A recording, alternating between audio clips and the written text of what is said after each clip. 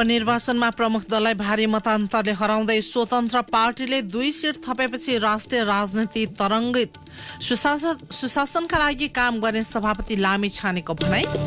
गण्डकी प्रदेशमा नयाँ सरकार गठनका लागि प्रक्रिया सुरु। 3 दिनभित्र सरकारका लागि दाबी पेश गर्न प्रदेश प्रमुखद्वारा आह्वान। शहीद स्मारक बी डिभिजन लिग फुटबलको मिति अझै टुङ्गो लागेन। पटक पटक मिति सार्दा पनि लिग हुन नसकेपछि अनियोग थपिँदै। अमेरिकी राष्ट्रपति बाइडेनद्वारा अर्को वर्ष हुने राष्ट्रपति निर्वाचनका लागि अभियानको घोषणा। र T20 नेत्रहीन महिला क्रिकेटमा नेपालद्वारा भारत 8 विकेटले पराजित। विनिता पुनद्वारा शतकीय योगदान। नमस्कार, कान्तिपुर डायरीका साथमा साथी सुरज र म पार्वता। समाचार अब विस्तारमा। पहिलो पटकको चुनावी प्रतिस्पर्धाबाट चौथो ठूलो राजनीतिक शक्ति बनेको राष्ट्रिय स्वतन्त्र पार्टी रासोपाले प्रतिनिधि सभाको उपनिर्वाचनमा फराकिलो मत अन्तरले जित हात पार्दै 2 सिट थपेको छ। रासोपाका सभापति रवि लामिछानेले चितवन 2 र स्वर्णिम वाग्लेले तनहुँ 1 को उपनिर्वाचनमा जित हात पारेसँगै संसदमा अब सो पार्टीको सिट संख्या 21 पुगेको छ। मङ्सिरको चुनावमा 20 सिट जितेको रासोपाका सभापति लामिछानेले नागरिकता विवादका कारण पद गुमाए पनि उपनिर्वाचनमा पहिलाको भन्दा बढी मत ल्याएर जित हासिल गर्दै प्रमुख दलहरूलाई दबावमा पारेका छन्। एक रिपोर्ट। पार्टी स्थापनाको छोटो समयमै प्रतिनिधि सभातर्फ प्रत्यक्ष 7 र समानुपातिकमा 13 सिट जितेर चौथो शक्ति बनेको रासोपाले उपनिर्वाचनमा प्राप्त गरेको सफलताका कारण राष्ट्रिय राजनीतिलाई थप तरङ्गित बनाएको छ। नागरिकता विवादका कारण सांसद पद खारेजीमा परेपछि आलोचना खेपेका सभापति लामिछानेले उपनिर्वाचनमा चितवन क्षेत्र नम्बर 2 बाट 54,176 मत प्राप्त गर्दै पुनः संसद प्रवेशको ढोका खोलेका छन्। उनले आफ्ना निकटतम प्रतिस्पर्धी गठबन्धनका साझा उम्मेद्वार जितनारायण श्रेष्ठलाई 42,962 मतले पराजित गरे। श्रेष्ठले 11,314 मत प्राप्त गर्दा एमाले उम्मेद्वार रामप्रसाद न्युपानेले 10,926 मत प्राप्त गरे। गत मङ्सिर 4 गते सम्पन्न निर्वाचनमा लामिछानेले 49,261 मत ल्याएका थिए। त्यति बेला गठबन्धनका साझा उम्मेद्वार नेपाली कंग्रेसका उमेश श्रेष्ठले 15,079 मत प्राप्त गरेका थिए भने एमालेका कृष्णभक्त पोखरेलले 14,649 मत प्राप्त गरेका थिए। गत मङ्सिरमा सम्पन्न निर्वाचन र आइतबार सम्पन्न उपनिर्वाचनबाट प्राप्त मतलाई आधार मान्ने हो भने लामिछानेले 4,915 मत बढी प्राप्त गरेका छन्। नागरिकता विवादका कारण पद खारेजीमा परेपछि उपप्रधान तथा गृहमन्त्रीबाट 32 दिनमै बाहिरिएपछि लामिछानेको चुनावी प्रतिस्पर्धालाई महत्त्वका साथ हेरिएको थियो। उनले मत बढाउँदै परम्परागत भनिएका दललाई निकै पछाडि पारेपछि उनको चर्चा झनै चुलिएको छ। विगतमा जस्तै लामिछानेले अब आफूहरू सुशासनको पक्षमा लाग्ने बताएका छन्। निर्वाचित भएपछि आफ्ना समर्थक माझ उनले भने, बढी अपेक्षा भने कि हामीबाट यो देशमा मौलाएको भ्रष्टाचार नियन्त्रण सबैभन्दा बढी आशा गरियो। सुशासनको आशा सबभन्दा बढी गरिएको हुनाले हाम्रो प्रमुख एजेन्डा सुशासन नै हो। सुशासनकै एजेन्डामा टेकेर हामीले समृद्धिको बाटो तय गर्ने हो। त्यसकारणले त्यही अपेक्षालाई मैले सुरुपर गरेको महसुस गरेको छु। त्यही अपेक्षालाई आम जनताले अनुमोदन गरेको महसुस गरेको छु। नागरिकता विवाद साम्य भएपछि चुनावमा होमिएका लामिछाने सामु आफ्ना सांसदले मेडिकल व्यवसायीसँग घुस मागेको अडियो सार्वजनिक भए पश्चात परेको दबाव समेत झेल्दै चुनावी सफलता हासिल गरेका हुन्। चुनाव प्रसारमा मतदाता माझ पुग्दा कतिपय पक्षले वर्तमान सरकारलाई दिएको समर्थनको विषय उठाएर उनीमाथि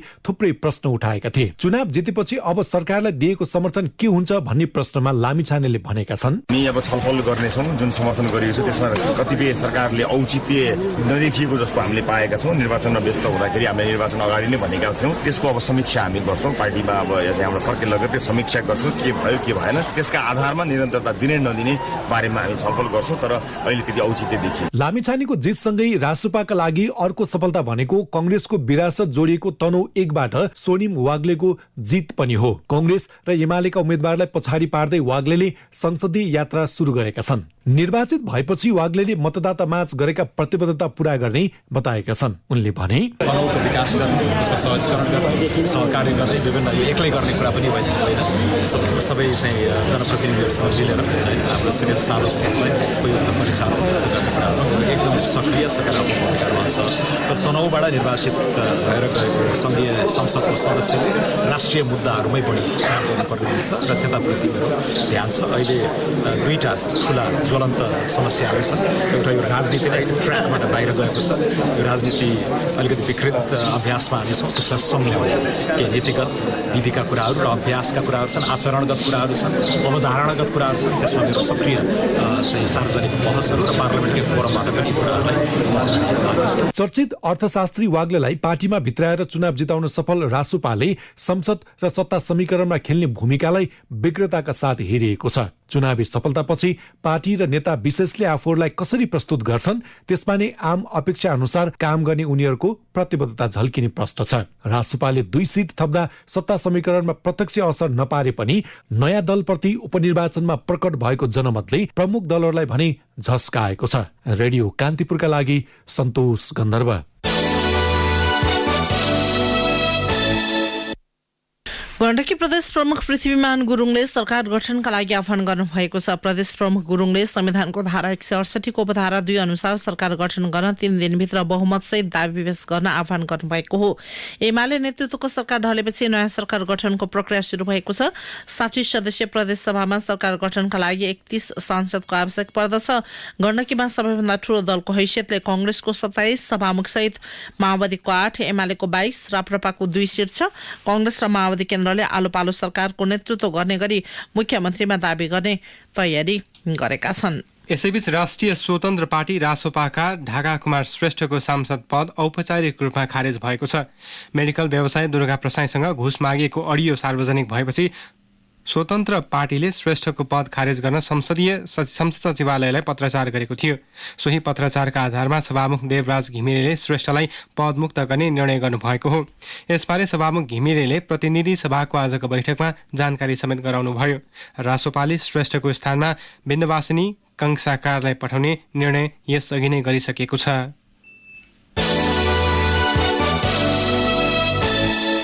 पछिल्लो पटक नेपालमा थप 136 जनामा कोरोना भाइरस संक्रमण पुष्टि भएको छ। स्वास्थ्य तथा जनसंख्या मन्त्रालयका अनुसार 1591 जनामा गरिएको नमुना परीक्षणबाट सो संख्यामा संक्रमण पुष्टि भएको हो। 64 जना संक्रमण मुक्त भएका छन्। मुलुकभर सक्रिय संक्रमितको संख्या 390 जना रहेको मन्त्रालयको तथ्याङ्कमा उल्लेख छ। संस्थागत आइसोलेसनमा 27 जना छन्।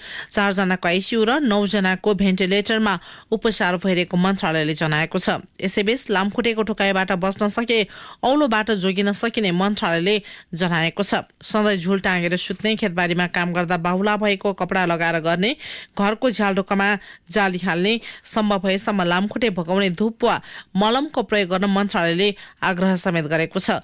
बान्ता हुनु, ज्वरो आउनु, अत्याधिक जाडो हुनु, थकाइ लाग्नु, टाउको दुख्नु, वाकवाकी लाग्नु औलोका लक्षण रहेको चिकित्सकले बताएका छन्। कान्तिपुर डायरीमा अब ब्रेकको पालो। अब बाँकी प्रसङ्ग। बारा निर्वाचन क्षेत्र नम्बर 2 मा जारी मतगणना अनुसार जनता समाजवादी पार्टी जसपाका अध्यक्ष उपेन्द्र यादवले अग्रता कायम गर्नुभएको छ।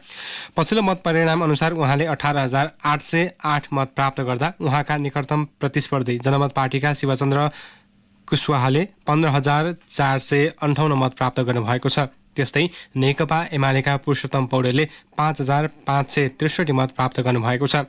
रासोपाका उम्मेद्वार रमेश खरेलले 2,268 मत प्राप्त गर्नुभएको छ।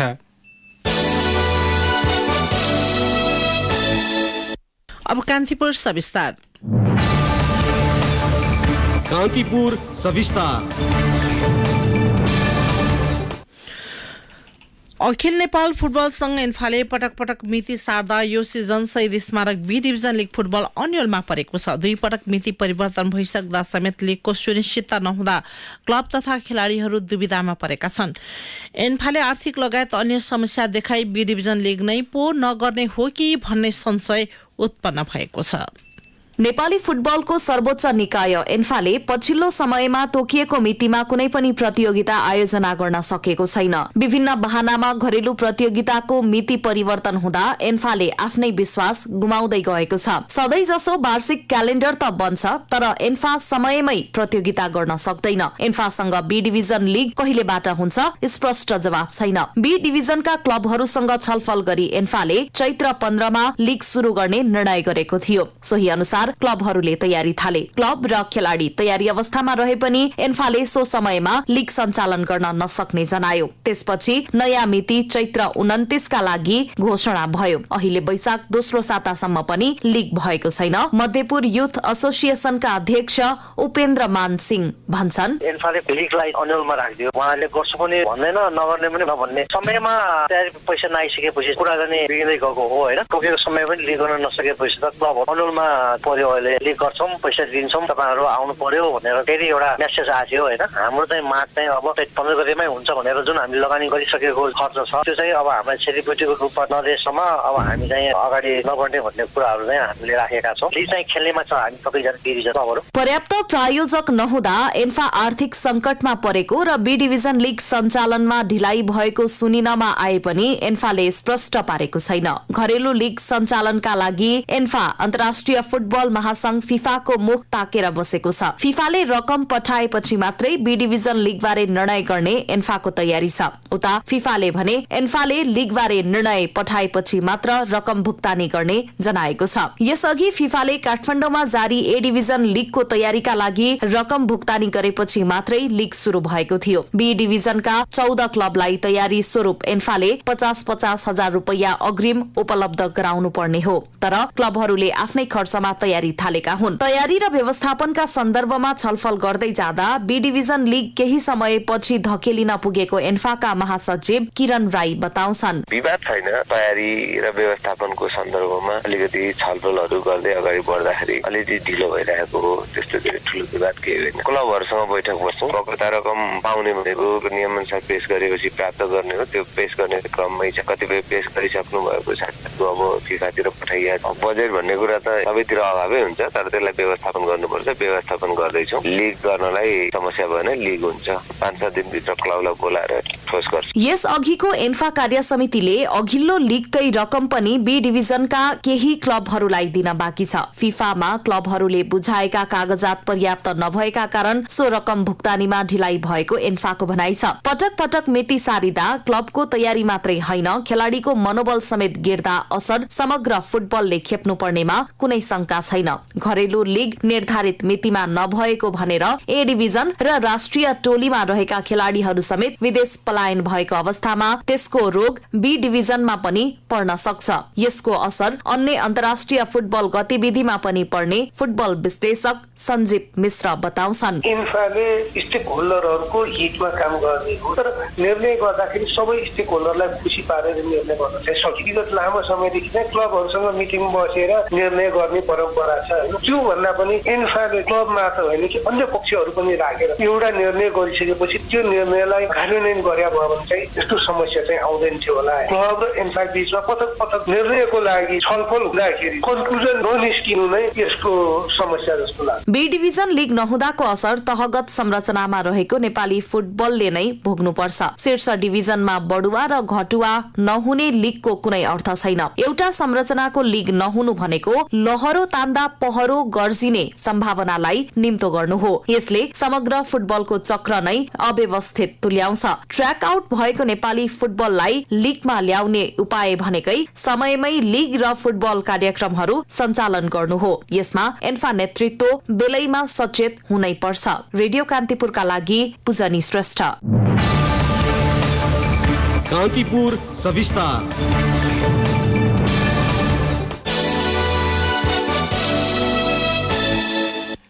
नेपाल नागरिक उड्डयन प्राधिकरणले फ्लाइ दुबईका नेपाल प्रमुख र स्टेसन म्यानेजरको पास तत्कालका लागि रोका गरेको छ। फ्लाइ दुबईको जहाजको इन्जिनमा भएको आगलागीको घटनामा चरा ठोकिएको भ्रमपूर्ण सूचना फैल्याएको दावी गर्दै प्राधिकरणले उनीहरूको पास तत्कालका लागि रोका गरेको हो। प्रमाण बिना दुबईबाट गलत सूचना फैल्याउने दुवैजनाको पास तत्कालका लागि रोक्का गरिएको प्राधिकरणका महानिर्देशक प्रदीप अधिकारीले बताउनुभयो। नयाँ निर्णय नभएसम्मका लागि उनीहरूलाई विमानस्थल प्रवेशमा रोक लगाइएको उहाँले जानकारी दिनुभयो। त्रिभुवन अन्तर्राष्ट्रिय विमानस्थलबाट 168 यात्रु बोकेर हिजो राति उडेको फ्लाइ दुबईको जहाजमा विस्फोटको आवाजसँगै इन्जिनमा आगोको लप्का देखिएको थियो। जहाजका पाइलटले दुबई पुर्याएर जहाजको सुरक्षित अवतरण गराएका थिए।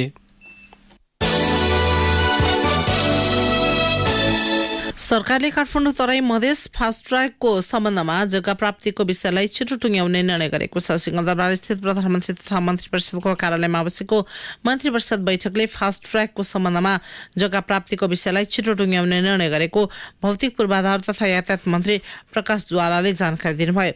उहाँका अनुसार बैठकमा सशस्त्र प्रहरी बलको नियमावली संशोधन गर्ने निर्णय भएको छ। कृषि तथा पशुपक्षी विकास मन्त्रालयको गुणस्तर नापतोल सम्बन्धी विधेयक समितिमा पठाउने निर्णय गरेको बैठकले गरेको छ। मन्त्री ज्वालाले जग्गा किताकाट सम्बन्धी विषयलाई अर्थ तथा प्रशासन समितिमा पठाउने निर्णय भएको समेत जानकारी दिनुभयो। काठमाडौँ महानगरपालिकाले सामुदायिक विद्यालयमा अध्ययन गर्ने माध्यमिक तहका विद्यार्थीलाई लक्षित गरी सिपमूलक तालिम सञ्चालन गर्ने भएको छ।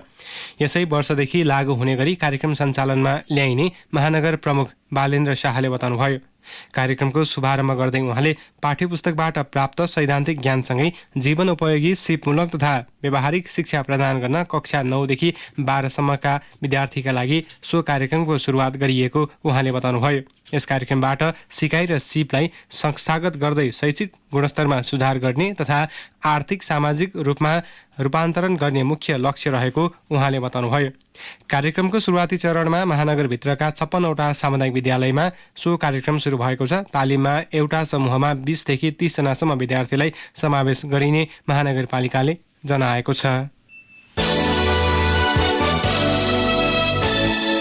राष्ट्रिय परीक्षा बोर्डले कक्षा 12 को परीक्षा केन्द्र निर्धारण गरेको छ। बोर्डले मुलुकभर 1453वटा परीक्षा केन्द्र निर्धारण गरेको जनाएको छ।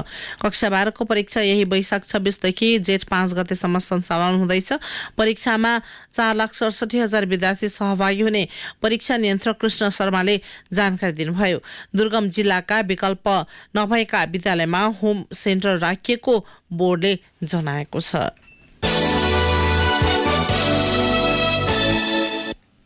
केस शिक्षण अस्पतालले पहिलो पटक कलेजो प्रत्यारोपण गरेको छ। प्रत्यारोपणका लागि कलेजो ग्रहण गर्ने र दान गर्ने काठमाडौँको शङ्खरापुर नगरपालिका 6 का दम्पति रहेको अस्पतालले जनाएको छ। 2 वर्षदेखि मृगौला प्रत्यारोपण गर्दै आएको अस्पतालले पहिलो पटक कलेजो प्रत्यारोपण गरेको हो। कलेजो प्रत्यारोपण कार्यमा नेपाल तथा भारतका 40 जना चिकित्सकको टोली परिचालित थियो। प्रत्यारोपण शल्यक्रिया सम्पन्न गर्न 15 घण्टा लागेको अस्पतालले जनाएको छ। नेपालमा निजी क्षेत्रका अस्पतालहरूमध्ये मृगौला र कलेजो प्रत्यारोपण सेवा उपलब्ध गराउने किस्ट मात्र रहेको सो अस्पतालको दाबी छ। कान्तिपुर डायरीमा अब सर्लाही डायरीको पालो।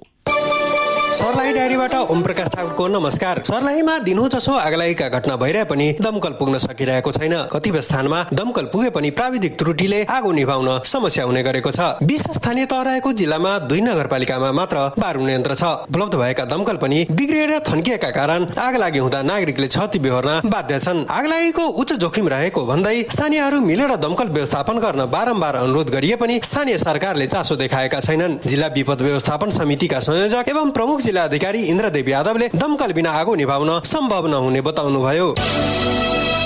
चन्द्रनगर गाउँपालिकाले 45 जना भूमिहीन सुकुम्बासी परिवारलाई जोतभोग गर्दै आएको गाउँ ब्लकको जग्गाको प्रमाणपत्र वितरण गरेको छ। नापी कार्यालयको सहयोगमा गाउँपालिकाले भूमिहीन दलित परिवारलाई जग्गा धनी पूर्जा वितरण गरेको हो। नापी कार्यालयले पहिलो पटक कुनै पालिकामा गएर लाल पूर्जा वितरण गरेको मलङ्गवा स्थित नापी कार्यालयका प्रमुख सञ्जय मानन्धरले बताउनुभयो। गाउँपालिकाका अध्यक्ष राजकुमार महतोले राष्ट्रिय भूमि आयोग अन्तर्गत चन्द्रनगरमा लगत सङ्कलन भइसकेको भन्दै आवश्यक प्रक्रिया पुर्याई अन्य भूमिहीन दलित सुकुम्बासीलाई लाल पूर्जा उपलब्ध गराउने प्रक्रिया अघि बढेको बताउनुभयो।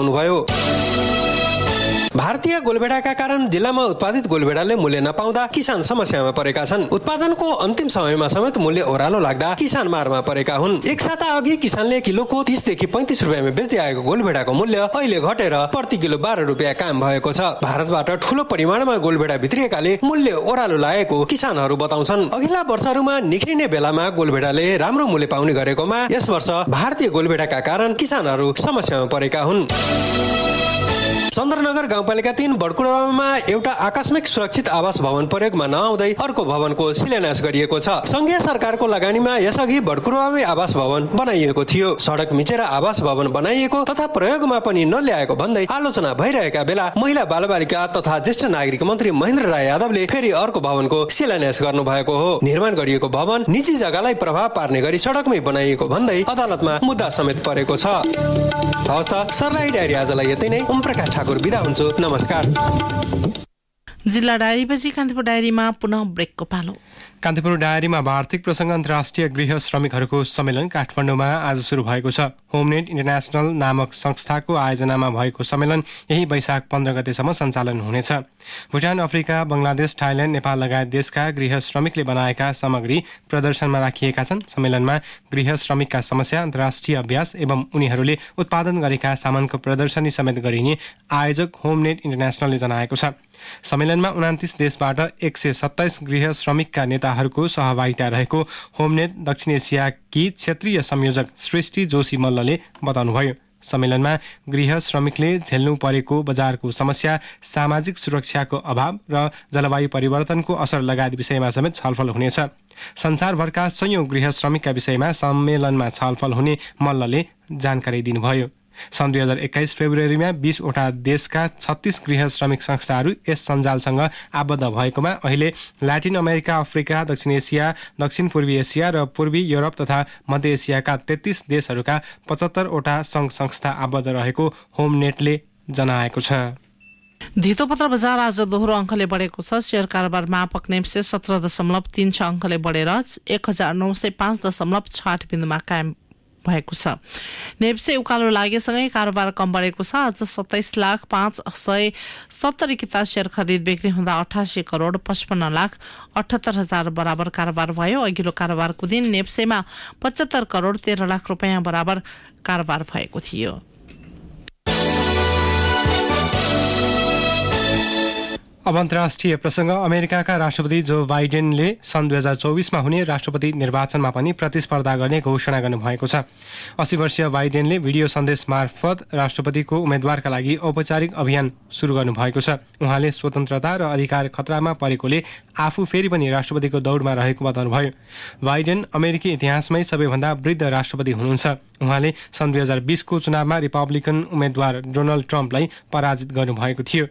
सो निर्वाचनमा पराजित भएका रिपब्लिकन पार्टीका नेता ट्रम्पले समेत आगामी निर्वाचनमा उम्मेदवारी दिने तयारी गर्नुभएको छ। पाकिस्तानको उत्तर पश्चिम क्षेत्रमा भएका 2 विस्फोटमा कम्तीमा 17 जनाको मृत्यु भएको छ। घटना भएको स्थानमा आक्रमणको कुनै प्रमाण नभेटिएको र केन्द्रमा गोली प्रज्वलन गर्ने विद्युतीय त्रुटिका कारण घटना भएको हुन सक्ने प्रहरीलाई उद्धृत गर्दै बीबीसीले जनाएको छ। मृत्यु हुनेमा अधिकांश प्रहरी छन्। 50 भन्दा बढी मानिस घाइते भएका छन् भने भवनहरू भत्किएका छन्। मृत्यु हुनेमा 4 जना सर्वसाधारण समेत रहेको अधिकारीहरूले जनाएका छन्। अफगानिस्तानको छिमेकी खैबर पख्तुनख्वामा प्रान्तीय प्रहरीका प्रवक्ताले गोला बारुदमा आगलागी भएकाले सम्भवतः बिजुलीको सर्ट सर्किटका कारण सो विस्फोट भएको हुन सक्ने आकलन गरेका छन्। बाहिरबाट आक्रमण भएको कुनै प्रमाण नभेटिएको प्रहरीले जनाएको छ। पाकिस्तानी तालिबान समूहले पछिल्लो केही महिना यता सुरक्षा बलहरूलाई लक्षित गर्दै आक्रमण गर्दै आएको छ, तर विस्फोटमा संलग्नता दाबी भने कसैले गरेको छैन। अब खेल प्रसङ्ग। नेपाल भारत द्विपक्षीय T20 नेत्रहीन महिला क्रिकेटमा नेपाल विजयी भएको छ। पोखरा क्रिकेट मैदानमा भएको पहिलो खेलमा नेपालले 8 विकेटको विशाल जित हासिल गरेको हो। टस हारेर फिल्डिङमा उत्रिएको भारतीय टिमले निर्धारित 20 ओभरको समाप्तिमा 7 विकेटको क्षतिमा 173 रनको योगफल बनाएको थियो। 174 रनको लक्ष्य पाएको नेपालले 18 ओभरमा 2 विकेट गुमाउँदै लक्ष्य पूरा गर्यो। नेपालका लागि विनिता पुनले विस्फोटक ब्याटिङ गर्दै 111 रन जोडिन्। उनी 17 चौका सहित नेत्रहीन महिला क्रिकेटको इतिहासमा पहिलो शतक बनाउने खेलाडी बनेकी छन्। त्यसै गरी मनकेशरी चौधरीले 32 र सरिता घिमिरेले नट आउट हुँदै 21 रन प्रहार गरिन्। अर्को खेलमा भोलि पोखरा क्रिकेट मैदानमा र बाँकी 3 खेल काठमाडौँको मूलपानी क्रिकेट मैदानमा हुनेछ। शहीद स्मारक डिभिजन लिगपुरमा फ्रेन्ड्स क्लब विजय भएका छन्। त्रिपुरेश्वर स्थित दशरथ रङ्गशालामा आज भएको खेलमा फ्रेन्ड्सले न्युरोटी मेनार्टीलाई 3-1 गोल अन्तरले हराएको हो। फ्रेन्ड्सको लागि राफिक अमिनु, टोरिक जिब्रिन र प्रकाश बुढाथोकीले 1-1 गोल गरे। एनआरटीका लागि सञ्जीव विष्टले 1 गोल फर्काए। यो जितसँग फ्रेन्ड्सले 12 खेलबाट 14 अङ्क जोडेको छ भने एनआरटीले समान खेलबाट 13 अङ्क जोडेको छ। लिग अन्तर्गत आजै भएको अर्को खेलमा मनाङ मर्स्याङ्दे क्लबले लगातार 5औं हार बेहोरेको छ। साधु बाटो स्थित तेन्फा कम्प्लेक्सको मैदानमा भएको खेलमा मनाङ नेपाल पुलिस क्लबसँग 1-0 गोलले पराजित भएको हो। पुलिसको यो दोस्रो जित हो। पुलिसको लागि खेलको 7औं मिनेटमा मोहम्मद आशिकले गोल गरेको गोलले निर्णायक बन्यो। यो जितसँगै पुलिसको 9 अङ्क भएको छ भने मनाङको 15 अङ्क रहेको छ। अर्को खेलमा विभागीय टोली त्रिभुवन आर्मी र चर्च बोइज युनाइटेड बीच अहिले प्रतिस्पर्धा भइरहेको छ। अन्त्यमा बुलेटिनका प्रमुख प्रसङ्ग पुनः एकपटक। उपनिर्वाचनमा प्रमुख दललाई भारी मतान्तरले हराउँदै राष्ट्रिय स्वतन्त्र पार्टीले 2 सिट थपेपछि राष्ट्रिय राजनीति तरङ्गित। सुशासनका लागि काम गर्ने सभापति लामी छानेको भनाई। गण्डकी प्रदेशमा नयाँ सरकार गठनका लागि प्रक्रिया सुरु। 3 दिनभित्र सरकारका लागि दाबी पेश गर्न प्रदेश प्रमुखद्वारा आह्वान। शहीद स्मारक बी डिभिजन लिग फुटबलको मिति अझै टुङ्गो लागेन। पटक पटक मिति सार्दा पनि लिग हुन नसकेपछि अन्यल थपिँदै। अमेरिकी राष्ट्रपति बाइडेनद्वारा अर्को वर्ष हुने राष्ट्रपति निर्वाचनका लागि अभियानको घोषणा र T20 नेत्रहीन महिला क्रिकेटमा नेपालद्वारा भारत 8 विकेटले पराजित। विनिता पुनद्वारा शतकीय योगदान। हवस् त यिनै प्रसङ्गसँगै कान्तिपुर डायरीको यो बुलेटिन यही सकिन्छ। राति 8 बजे सेक्युरिटी एन्ड क्राइम डायरी हुनेछ। सुरज र म पार्वता आज्ञा माग्छौँ। नमस्कार।